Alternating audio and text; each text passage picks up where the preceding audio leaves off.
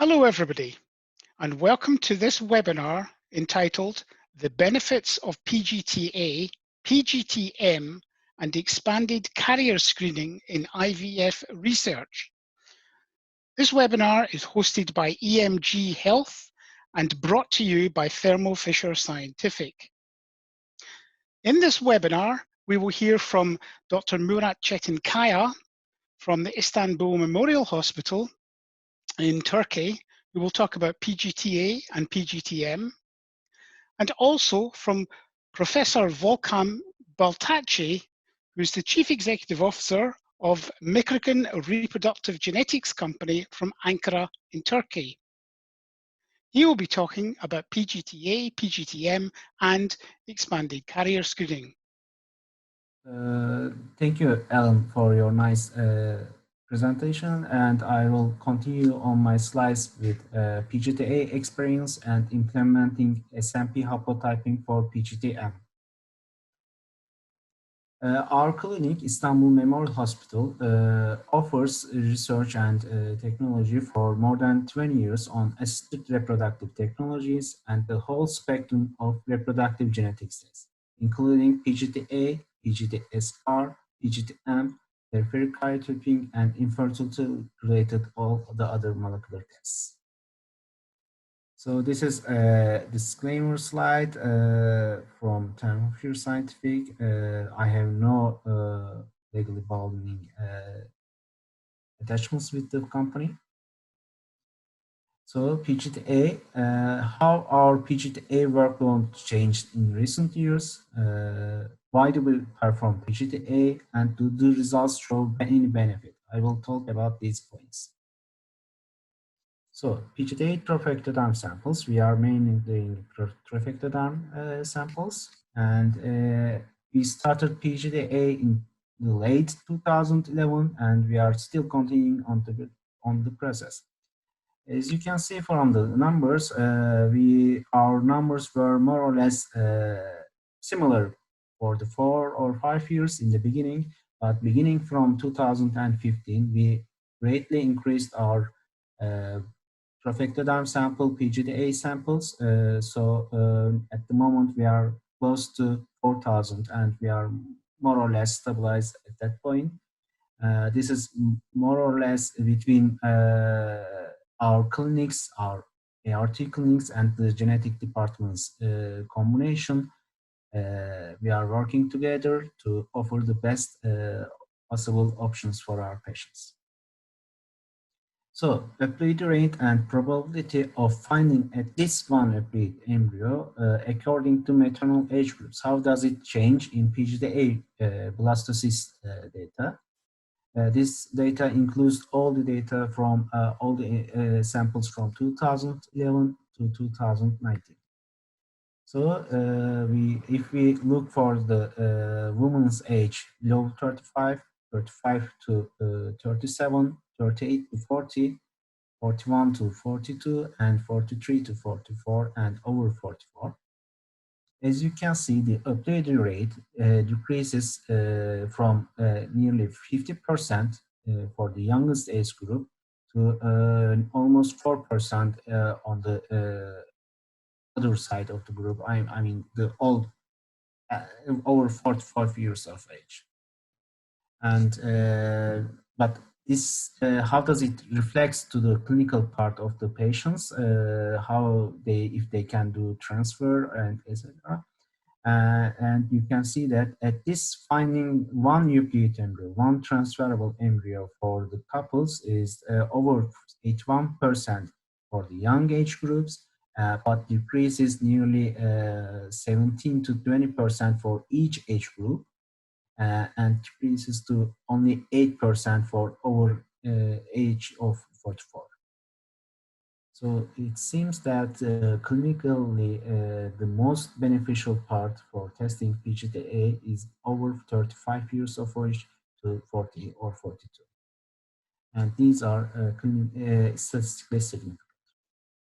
So, as you can think that this is the ability or finding at least one nucleate embryo for the couple does not only relate with age, it is also affected by number of analyzed embryos. So if we again look for the data in another way, here you can see that for the young age group, if you do more biopsies, like more than 4 or 5, almost all the couples have at least one transferable embryo, but this decreases sharply with each age group, and also it is directly affected by the number of analyzed embryos.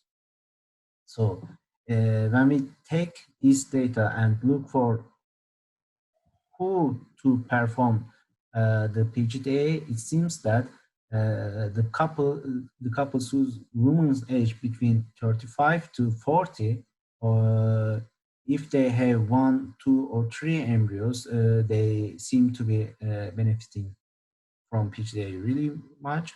And over 40 years of age, if the couple has more than 2 embryos, they can really have a chance for a transfer. So ongoing pregnancy comparison for PGT-A single embryo transfer and non-PGT-A transfers, which includes single embryo transfer or double embryo transfers. And this is from 2011 and 2018, our clinics data. As you can see, below 35 years of age, the pregnancy does not change between PGTA and no PGTA groups. However, starting from 35 to 42, as you can see, this is statistically significant. The PGTA group has much more higher chance for reaching an ongoing pregnancy. And keep in mind that in PGTA group, the number of transferred embryos per blastocyst is only 1, whereas in non-PGTA group, 1 woman out of 4 received a double embryo transfer, which leads to multiple rates of nearly 16%. And this leads to increase over 32 times more multiple rates in no PGTA group. So on the other side of the study, 2 years ago, we published a small study investigating how PGTA affects the time to pregnancy and number of transfers needed to make to a couple to reach a pregnancy. Here, mean number of transfer counts to reach an ongoing pregnancy in no PGTA group, normal transfers, and advanced maternal age PGTA group. We compared those two groups, and keep in mind that the PGTA group age, woman's age, is nearly 10 years more. The number of transfers is actually lower to reach an ongoing pregnancy in the general population. And if we look for the time to get pregnancy, to achieve pregnancy in those two groups, PGTA group actually reaches pregnancy nearly 80 days earlier when we compared to no PGTA group, even though no PGTA group was younger. And advanced maternal age PGTA group patients reach ongoing pregnancy 1.5 times faster. So this is an interesting slide. It was from a paper which was published a few years back. It says that NGS actually improves the pregnancy rates when compared with RACGH. I mean, this is at first it's not something expected because their resolution more or less the same. So they should be, the pregnancies should be more or less similar, but as you can see, the positive HCG for both groups is close, but when we go for gestational sag, fetal heartbeat, and ongoing pregnancy and live birth, the NGS group tested embryos lead to better pregnancy chances. I mean, This may be something related with mosaicism, actually, because NGS can detect mosaicism. So, mosaicism. This is something I really like. I mean, you can either have a complete ways to adore, or it may be broken, it may be unapplied, or you can have a mosaic to do something good with something broken. So our mosaic results during NGS data, blastocyst samples is around 12% for all the age groups and all the analyzed embryos. And our clinic actually wanted to look for the data. How does mosaicism changes between oocyte reserve of the patient? So we look for the poor reserve patients which have less than 5 cumulus oocyte complexes gathered, and normal reserve patients 5 to 12% cumulus oocyte complexes, and good reserve patients more than 12 oocytes.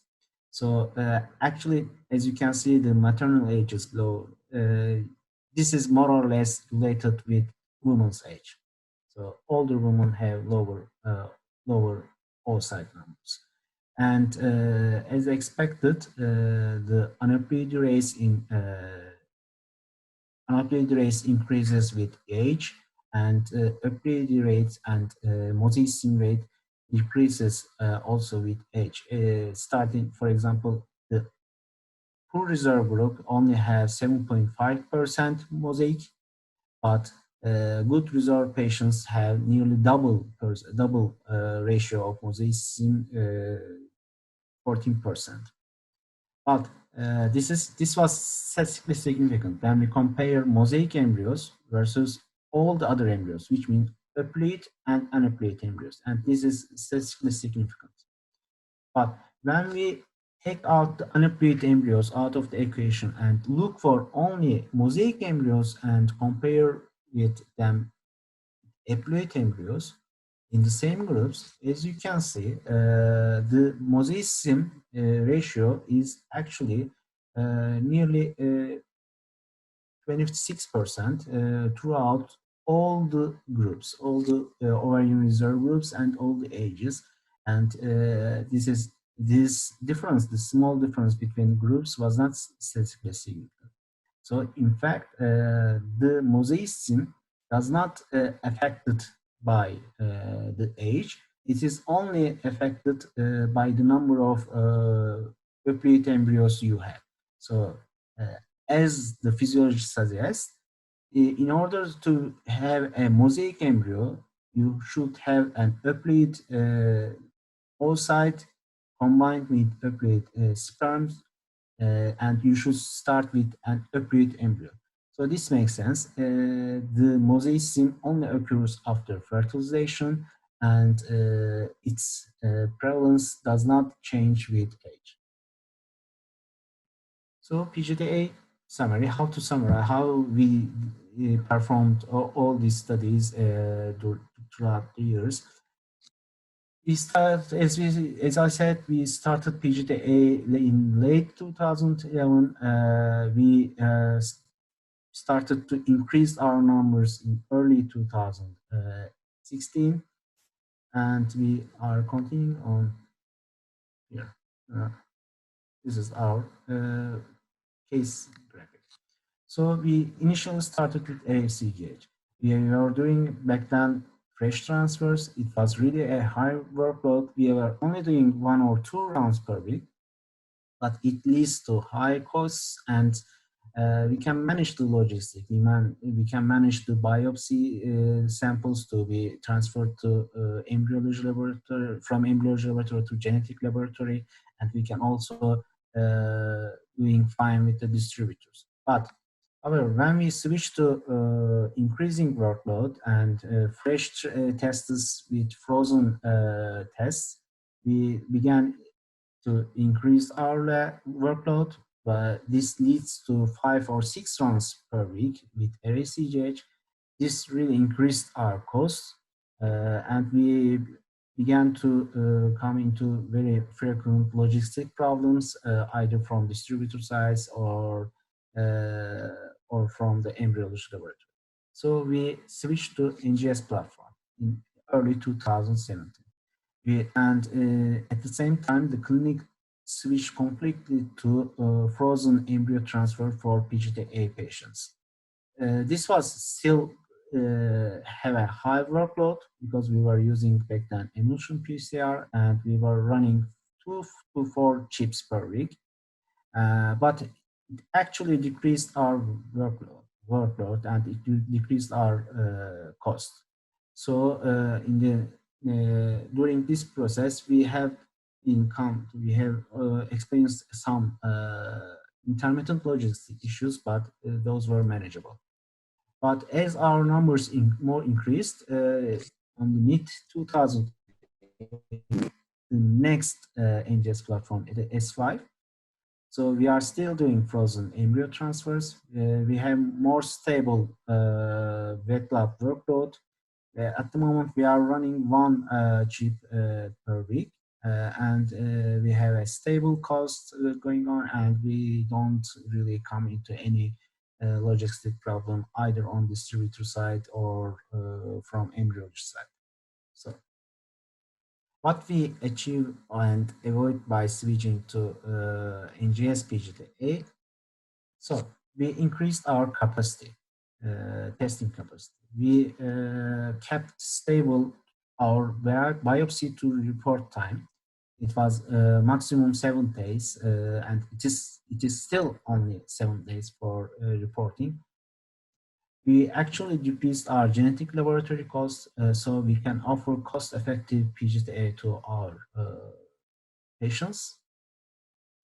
And we can safely detect Mosaic sim for blastocysts, and this leads to offer more detailed information on embryo status, which leads to better clinical management of the patients. So what we avoided, we did not ever exceed the recommended number of samples per run. This is very important for the quality of the results. And we also avoided fresh embryo testing and transfer. So we are strictly using freeze-all strategy. And what we plan to do, in fact, we are still working on how to utilize custom bin size for high resolution, to get high resolution, specifically for some reciprocal translocation couples. It's been shown that the resolution of these kits for research can be increased, and for some cases, especially on reciprocal translocation cases, this may be prove useful for a couple to avoid any further tests. And also we are on the scientific research part, we are trying to apply alternative algorithms for detecting aneuploidies in embryos, which may ultimately discard the need of having reference samples for doing PGT-A in an embryo. This is, of course, only on scientific research at the moment. It's still going on, and if performs as expected, we aim to use it as a secondary evaluation before reporting with supply tools. So in the second part of my talk, I will talk about PGT-M and SMP haplotyping. So in PGT-M test we offer, we are continuously trying to improve our quality by increasing the information gathered per test, and by standardization of laboratory equipment and personal training, by simultaneous testing of PGT-A, and integrating exome analysis data to our PGT-M workflow, and ultimately by decreasing the cost when compared to currently used STR method.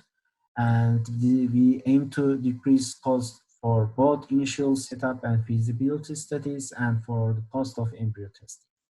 we are looking this in two aspects for rare and or common genetic disorders. So our aim is to maximize the panel test efficiency for in these two groups for carriers of rare genetic disorders. We aim to maximize the cost effectivity of PGT-M by making those tests specific for being tested. What do we mean that? With minimum panel size, we aim to gather maximum information and specifically target only the informative SNPs. And we will do that by decreasing the cost of PGT-M for the families who already undergone exome sequencing and have their raw data on exome sequencing. We will select the informative SNPs only for these couples. And carriers of common genetic disorders, we aim to maximize the cost effectively in this case by making it suitable for testing many. So we aim to create larger panels, but these are suitable for covering many couples. We include the SNPs with high dimorphism, and we will decrease the initial cost for each new couple tested by following this strategy. So in our current status, we aim to use SMP haplotyping PGTM for the research of selected common genetic disorders like thalassemia or cystic fibrosis, etc.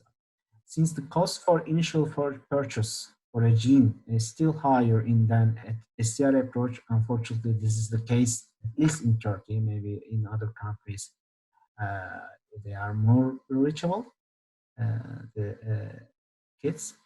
And however, the cost is when we when we take all the initial purchase costs out of the equation, the cost is comparable with STR approach for feasibility study and the embryo testing. Another interesting case I'd like to share is when the STR approach, we applied the SMP haplotyping for a couple, and we could manage the feasibility study completed with SMP haplotyping. It was the gene for AIFM1, which is an X-linked disorder, recessive disorder. It's combined oxidative phosphorylation deficiency 6. We were unsuccessful with STR markers. The feasibility study did not reveal any informative markers for the female at the gene locus, so the feasibility study couldn't be completed. So we initiated a SMP haplotyping PGT-M feasibility study. We selected more than 80 SNPs from the gene region, and also we included direct mutation testing. And out of these 80 SNPs, we can successfully select 16 informative SNPs flanking the gene region found informative for the female in the feasibility study. And here you can see the constructed haplotype, SMP haplotype for the couple and the affected child. And we can successfully select, identify which allele of the female was affected and linked with a mutation. So we could manage to perform feasibility study, complete it, and continue with a PGT-M test for the couple. Thank you very much for watching, and now I will leave the view to Aaron. Thank you very much. Thank you for that excellent and informative presentation, Murat. So this brings us to our final presentation from Professor Volkan Baltaci, Chief Executive of Mikrogen Reproductive Genetics Company based in Ankara, Turkey. Professor Baltaci will talk about their experiences in PGT-A, PGT-M, and carrier screening. Over to you, Professor Baltaci. Hello, everybody. This is Volkan Baltaci. First of all, I would like to thank to Thermo Fisher for giving me this kind of opportunity. I will share our experience on preconception screening and PGT-M applications, and also I will give our data regarding these two issues. These are my disclosures. This is disclaimer of Thermo Fisher.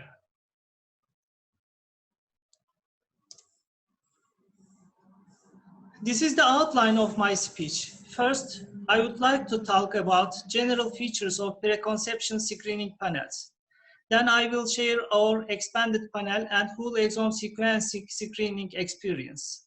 And finally, I will give our combined PGT-M, PGT-A results and their effect on success rate of IVF applications. What's the objective of preconception screening test? Main aim is to determine whether a healthy person is carrying a disease-causing variation to minimize the risk of having a sick child. But due to ethical and medical reasons, preconception screening tests just focus on catching autosomal recessive and X-linked recessive diseases. Why do we need the preconception screening test? Because 80% of rare diseases have genetic etiology. Congenital anomaly rate is around 2 or 3% in newborn babies. Some rare diseases are fatal. The rate of rare diseases is quite high in some countries due to high consanguinity rate. Preconception screening tests are more crucial, especially for these countries. As seen on the map, consanguineous marriage is a global issue, especially in some countries in the Middle East. The consanguinity rate between couples rises up to 65%. In our country, the average rate is around 21%.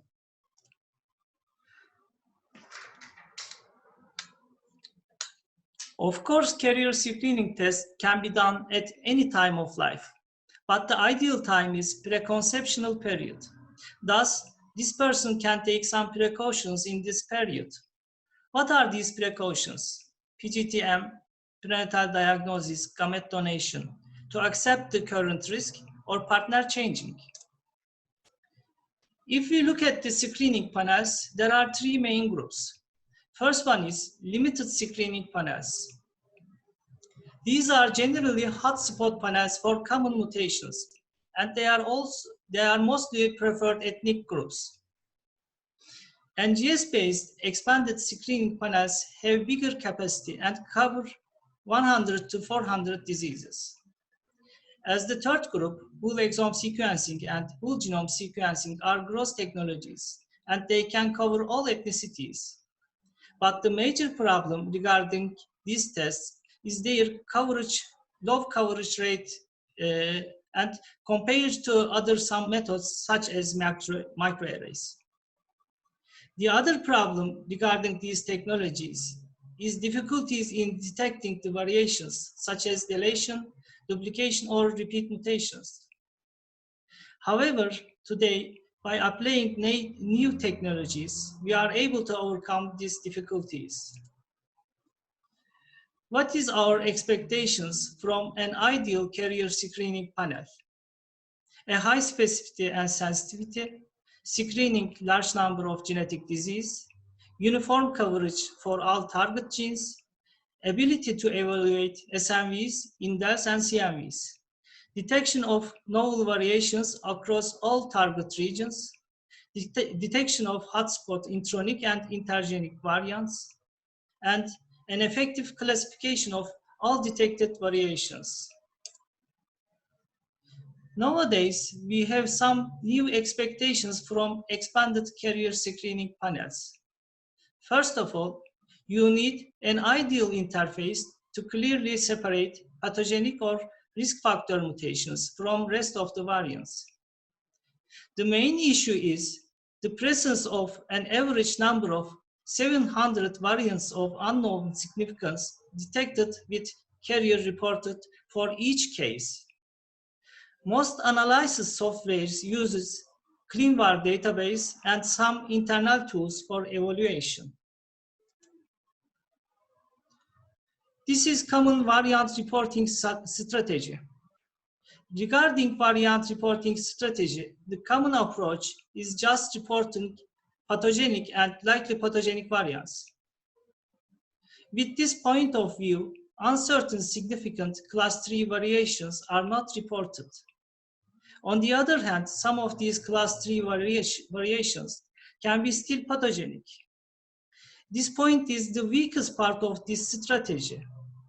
As Mikrogen, we follow this strategy, and we are reporting just class 1 and class 2 variations.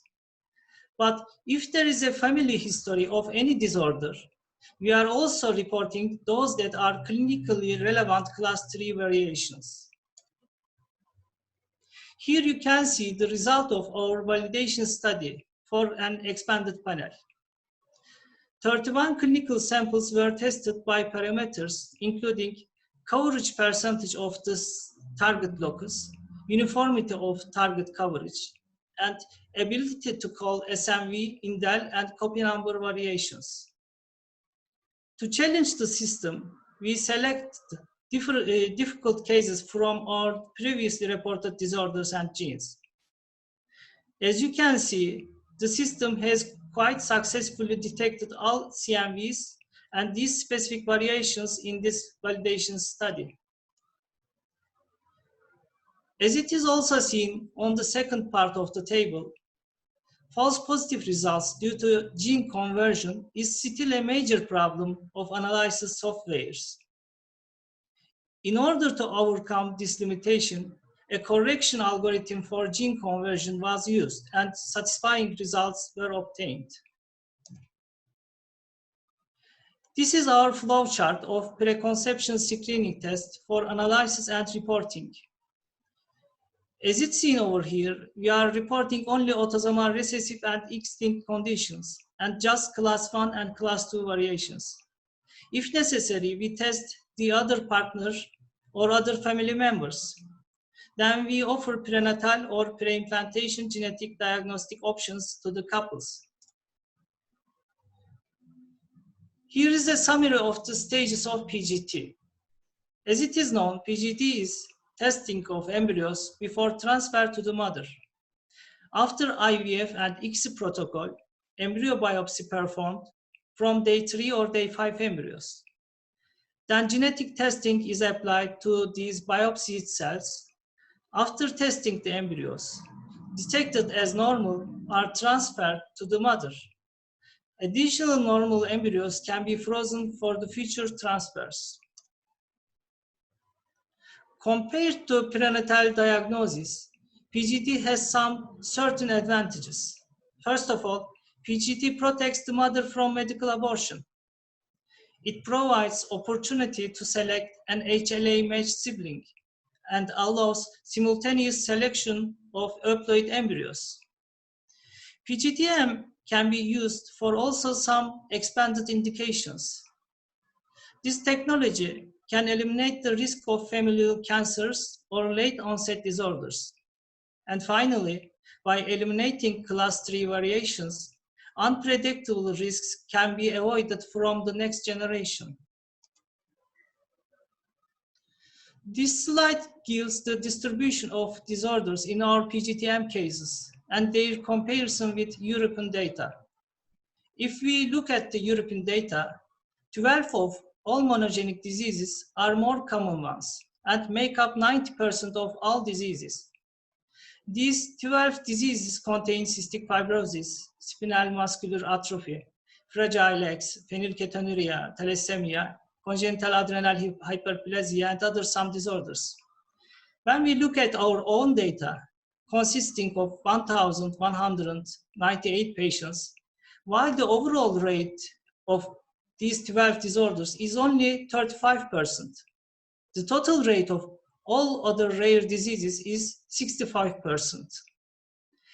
The most important reason of this situation is the presence of high consanguinity rate between the couples in our country. Because consanguinity between couples may cause very rare heterozygous alleles to come together as homozygous disorders. On the other hand, this situation also has some impact on both analysis and classification of the variations. If we focus on the classification of the variations in our PGT-M patients, a big part of them, I mean 36%, belong to class 3 variation group. By the way, I have to emphasize that all these class 3 variations were clinically relevant. In time, with increasing the number of cases, these class 3 variations may be reclassified as pathogenic or non-pathogenic. What we are doing for class 3 variations in our PGT-M practice, while there is a clinically relevant class 3 variation, there may be a class 1 variation that we don't know in the background. And this means that there is still a risk of having a sick child for the family. On the other hand, even a class 1 variant is present, a class 3 variation can still have an impact on the phenotype. And for this reason, it cannot be ignored. Considering all these possibilities, we have prepared a consent form describing the possible risks they may arise from class 3 variations. These are our two different wet lab protocols for PGT-M application. They both have advantages and disadvantages. First protocol is cell lysis and multiplex nested PCR, which has been gold standard method for PGT-M for many years. Major advantage of this technique is low allele dropout rate, but simultaneous chromosomal screening is not possible with this technique. Another limitation is that there is no chance to repeat the test unless you have a new sample. Second protocol is whole genomic amplification. This approach enables to perform both mutation analysis and to screen 24 chromosomes simultaneously. But major problem with this technique is a high allele dropout rate. To minimize this handicap, we are using target sequence enrichment VGA protocol and include informative STR markers into the test. Here you see a diagram of the combined PGT. Combined PGT is used to perform aneuploidy screening for embryos that are found to be normal following PGT-M application.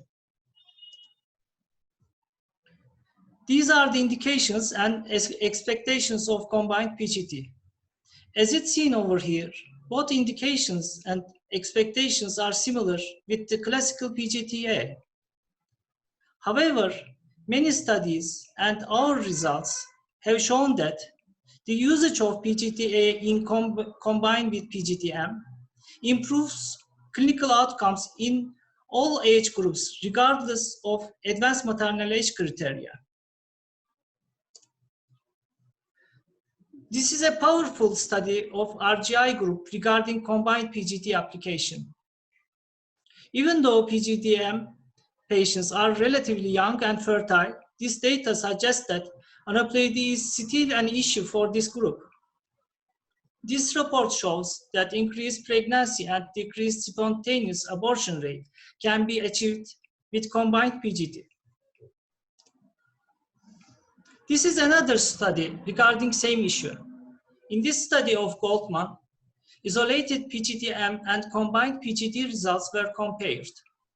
When we look at the clinical outcomes of the study, even though the number of eligible embryos for transfer decreased after aneuploidy testing, the live birth rate was found significantly higher compared to PGT-M only group. In this study published by Ho et al., the effects of aneuploidy screening on clinical outcomes in young age women group undergoing PGT-M were investigated. It was shown that aneuploidy screening significantly improved the implantation, ongoing pregnancy, and live birth rates in young women with monogenic disorders in frozen embryo transfer cycles. The same study also showed a significant decrease in miscarriage rates. Finally, I want to talk about our combined PGT-M experience.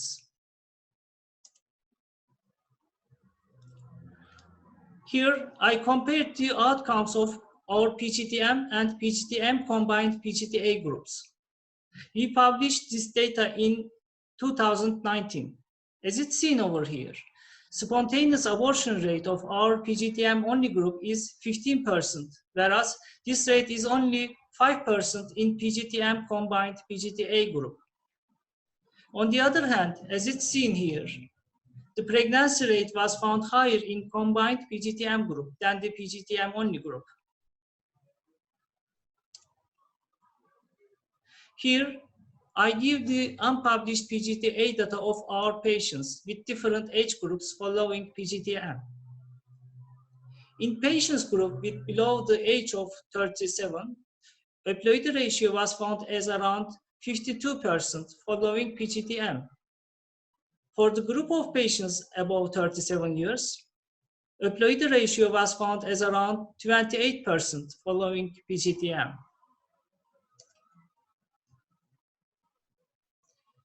The aim of aneuploidy screening for PGT-M patients is not only improving IVF success, but also avoiding the birth of babies with chromosomal anomalies.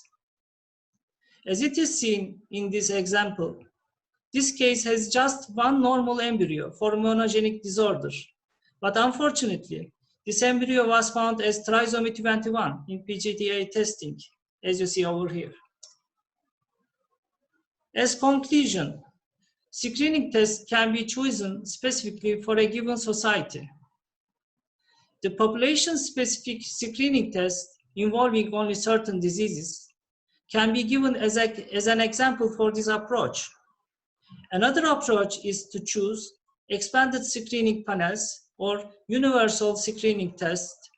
This one should be recommended for countries with high consanguinity rates between couples.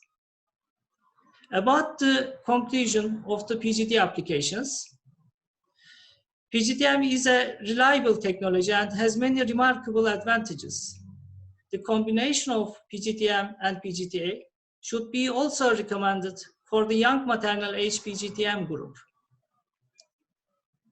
Thank you for your time, and I would like to thank Thermo Fisher for hosting me and giving this kind of opportunity. Also, I would like to thank to my colleagues in both Mikrogen Genetics Diagnosis Center and Genard IVF Center. Thank you. Thank you for that excellent presentation, Volkan. There's some really useful information that is contained within it. So I don't yet have the answer to the third poll. I'll get that, but what we'll do is we'll start the Q&A session. I see Murat and Volkan are both ready to answer questions. I'll start with one question to Murat Cetinkaya, where the person who asked the question actually was thanking him for this presentation and also your recent presentation at ESHRE, Murat. The question is, you mentioned that your target is to combinationally perform PGT-M and PGT-A. Do you currently perform this as a single TE sample? Yes, actually, we are performing both tests from a single biopsy. In fact, like Dr. Baltaci explained, we are taking one biopsy, we are doing a whole genome amplification with it, and depending on the method, by SMP haplotyping or STR approach, we do the single gene testing, mutation testing in one side by allocating some sample from whole genome amplification, and we also do PGT-A from the same whole genome amplification. So it's doable. Okay, good. Question for both of you. The implantation rate works best for fresh embryos or frozen? You know, which ones do you prefer? Maybe start with Murat again. Well, this is more interesting question, but it depends on many factors. But in our experience, the frozen embryo transfer works better, especially with PGT-A cases. But this is not a fundamentally true thing, but this may be also related with clinical part of the IVF process. So as the technique is more suitable to frozen embryo transfer, we much like to do so, frozen embryo transfer. Their results are really good. Yeah. And Volkan, what's your experience with, is it fresh or frozen embryos, which you prefer? Yeah, nowadays, I mean, approximately last 1, maybe even 2 years, we shifted our cases to total freezing applications. And via this way, we can both obtain benefits from endometrial receptivity issue and to make elective PGTA applications. And I think our results are much better in frozen cycles than the fresh ones. I think so. Okay, good. Again, a question for both of you. What, in your view, is the main benefit of performing PGT-A and PGT-M in the way that you both describe for IVF? Maybe start with Volkan with that one. Yeah, especially in our country, PGT-M issue is very crucial. And with the high consanguinity and the other genetic reason, our PGT, our single gene disorder carrier ratio is high in our country. And for this reason, PGT-M applications are very spreading in our practice, or also maybe Murat's practice also. And after PGT-M application, as you know, for autosomal recessive conditions, we obtained much number of healthy embryos, and than the autosomal dominant or X-linked disorders also. And in these cases, we need to make an aneuploidy screening to select best embryo for the patients. And PGT-A applications in our studies gives a high level success ratio in our study via this way. And I definitely suggest to my all patients without any age criteria after PGT-M applications, I suggest. Why I do this? Because this data actually not published, but my experience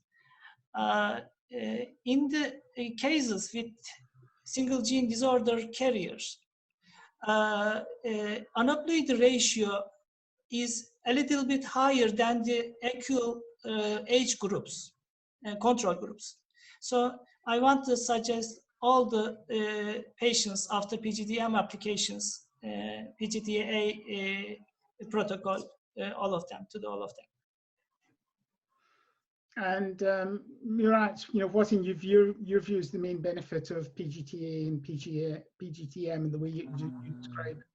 For PGT-M, the main benefit is, of course, good for eliminating the risk for having an affected child. This is out of question. There is no discussion there. So all the couples who are in risk for having an affected child, a genetically diseased child, should go through PGT-M. On the PGT-A side, the main benefit is to decrease the number of days, decrease the number of transfer needs per couple to reach an ongoing pregnancy. So by doing so, we are also eliminating or decreasing the risk for having a miscarriage and potential complications for that miscarriage. And also for the cost-wise, even for the couples who have only 1 or 2 embryos, the cost is really lower than actually doing a fresh transfer. So testing an embryo is lower than normal transferring without test.